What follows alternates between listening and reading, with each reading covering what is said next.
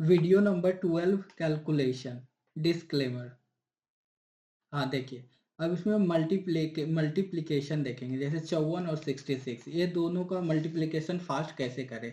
देखिए ये दोनों को देखिए, 6 चौक 24, 2 हासिल, 6 पचे 30 और 6 चौक 24, कितना हो गया 54 होगा। 54 में 2 ऐड कर दीजिए 56 5। अब ये दोनों को गुना कर दीजिए, 5 छक 30 और प्लस 5 कर दीजिए 35।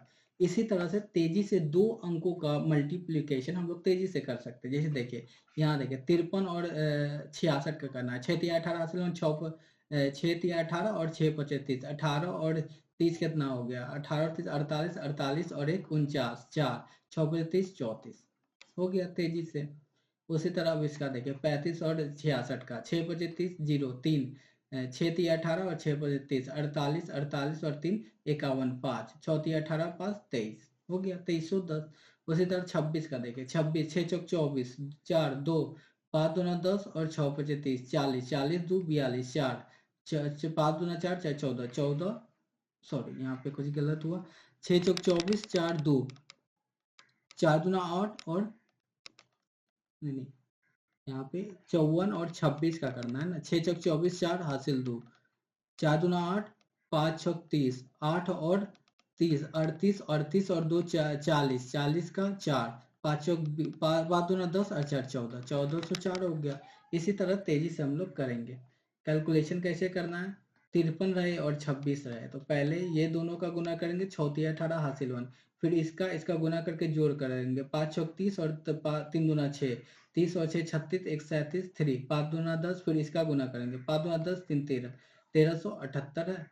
क्लियर है। नेक्स्ट, अब देखिए जब भी रूट के अंदर पॉइंट के बाद दो संख्या हो और उसका अंडर रूट निकलता हो तो उसका तो वो पॉइंट के बाद एक एक अंक आ जाएगा। जैसे देखिए 3 का 9 होता है, 3 का होल स्क्वायर 9 होता है। यहाँ देखिए पॉइंट के बाद 2 अंक है तो अंडर रूट हटने के बाद एक अंक आ जाएगा। यहाँ पे देखिए पॉइंट के बाद 2 अंक है तो एक अंक आ जाएगा। 4 का होल स्क्वायर 16।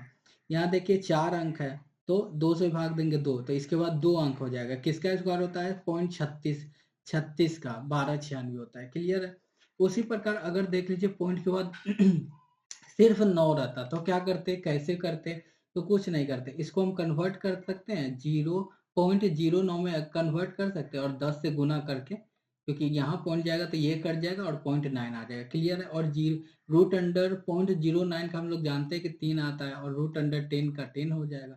और रूट अंडर 10 का क्या होगा 3.16। तो जब भी पॉइंट के बाद एक अंक हो और पॉइंट के बाद 2 अंक हो तो पॉइंट के बाद जो रिजल्ट आएगा 3 अंक हो जाएगा। तो 16 3 48, 3 3 9, 0.948 आंसर हो जाएगा। थैंक हाँ यही देखिए, है ना। अगर मान लीजिए पॉइंट के बाद 4 रहता तब कैसे करते, 4 रहता तो इसको पहले करते 0.04 करते और गुना 10 कर देते तो क्या हो जाता, ये पॉइंट के बाद 2 और ये रूट अंडर 10, रूट अंडर 10 का क्या होता है 3.16, तो ये हो जाता 0.2 इंटू 3.16, तो 3 दूना 6 16 दूना 32, पॉइंट के बाद 632 आंसर हो जाता है। क्लियर है। Thanks for watching, like and subscribe.